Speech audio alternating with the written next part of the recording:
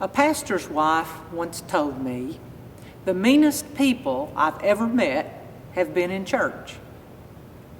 Ouch. Kind of makes us hang our heads, doesn't it? You know, Jesus sometimes didn't have a lot of good to say about church people either during his time. He told the religious leaders, "You brood of vipers, how can you who are evil say anything good?" Even Jesus' own disciples fell short of his expectations. Jesus asked the most important question in the world of his disciples, "Do you love me?" And you know what his disciples answered back? "Can one of us sit at your right hand and one of us at your left hand in your kingdom?" They asked the least important question in the world, the most selfish question, "What's in it for me?"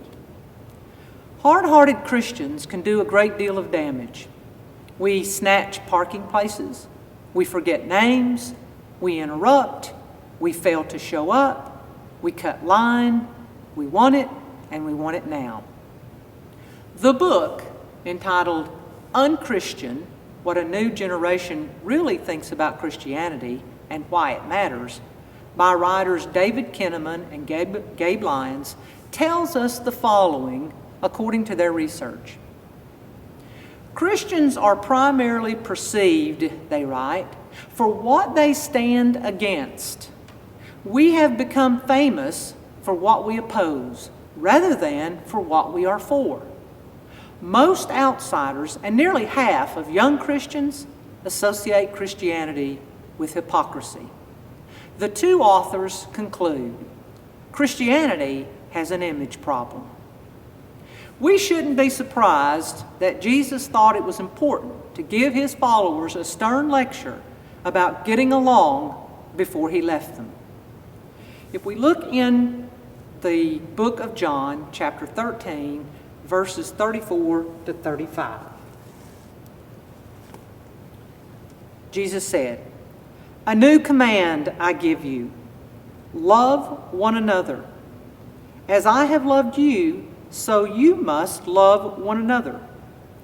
By this, all people will know that you are my disciples, if you love one another." Notice, Jesus did not say that people will know that you are my disciples if you're on a church committee, or wear Christian t-shirts, or a WWJD bracelet, or have a fish decal on your car, but rather if you love one another. A watching world will be persuaded when we live out our love. It is as though Jesus has given the entire world the right to judge whether or not a person is his follower simply on the basis of his or her love for fellow human beings. Minutes after giving this command, Jesus was in the Garden of Gethsemane, facing upcoming arrest and eventual death, weeping and praying for himself and his disciples. In the middle of that prayer, he offered a few words for all believers, even you and me. So if we look at John 17, verses 20 to 21, Jesus' words. "My prayer is not for them alone. I pray also for those who will believe in me through their message, that all of them may be one, Father, just as you are in me and I am in you. May they also be in us, so that the world may believe that you have sent me." One powerful purpose behind Jesus' command to get along lovingly and be unified was to show the world that Jesus was God's Son. If we can't get along with one another, how is the world supposed to believe that we have been impacted by the Messiah? When we fight and bicker, we become living proof that Jesus doesn't have the power to change lives. Our lack of love undermines our testimony. So how do we become people of love? How can we be transformed into an authentic community of caring people who speak to the world about real love? Well, the answer lies in the words of Christ. Jesus told us to love one another as he has loved us. That is challenging enough. But Jesus also revealed the source of that love. In John 15:9, Jesus tells his followers, "As the Father has loved me, so have I loved you." Divine love. This love comes from the heart of the Creator. John writes in one of his letters, "We love because he first loved us." For divine love to have its intended effect, it requires acceptance. It's not enough for me to just tell you about it. It's not enough to admire it or mentally agree with it. God's love must be embraced and acted upon, or it will not bring the transformation or life it is capable of. We cannot give away that which we have never received. If we want to learn how to be forgiving or generous or patient, we consider how God is all those things to us. But we can't love without God's help. God alone is the power source. Pastor and writer Max Lucado gives us this advice.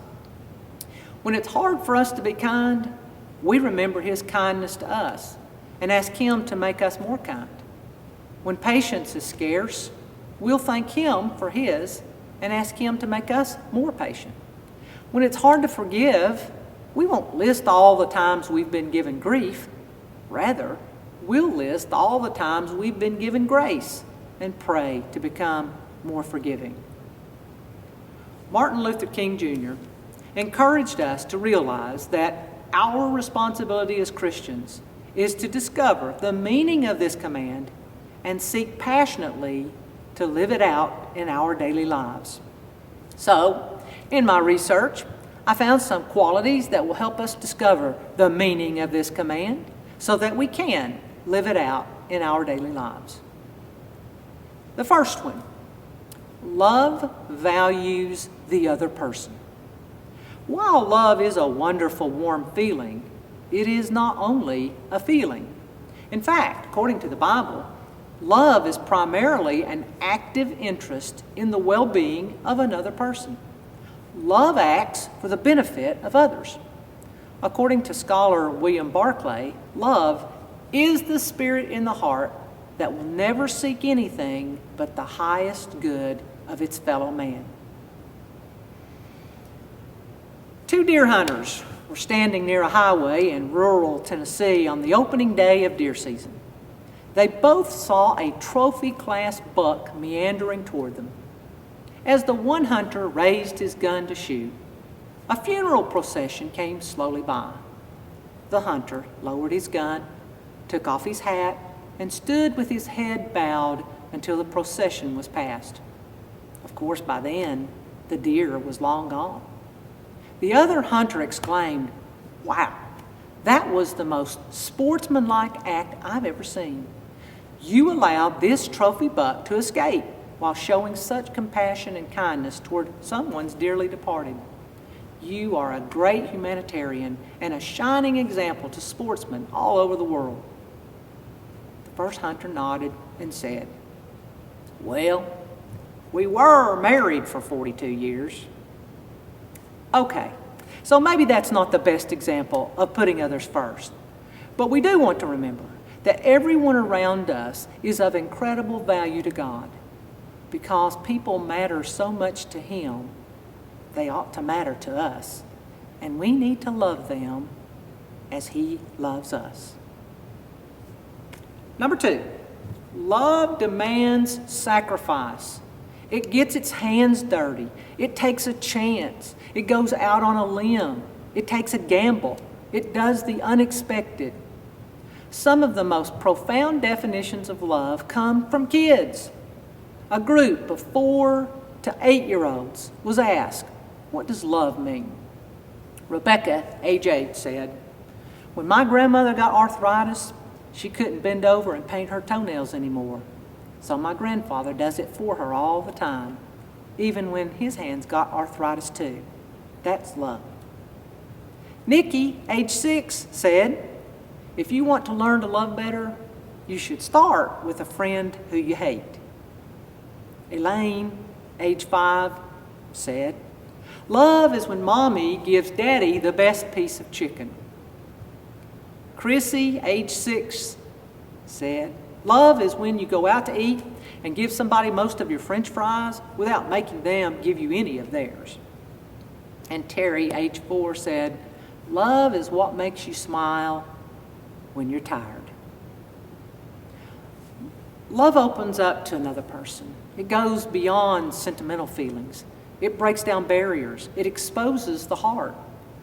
Love doesn't mean we allow ourselves to be taken advantage of or to be mistreated, but Christian love is the most costly investment you will ever make. C.S. Lewis, in his book, The Four Loves, wrote this about love. To love is to be vulnerable. Love anything, and your heart will certainly be wrung and possibly broken.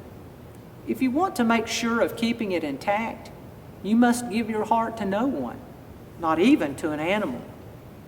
Wrap it carefully round with hobbies and little luxuries. Avoid all entanglements.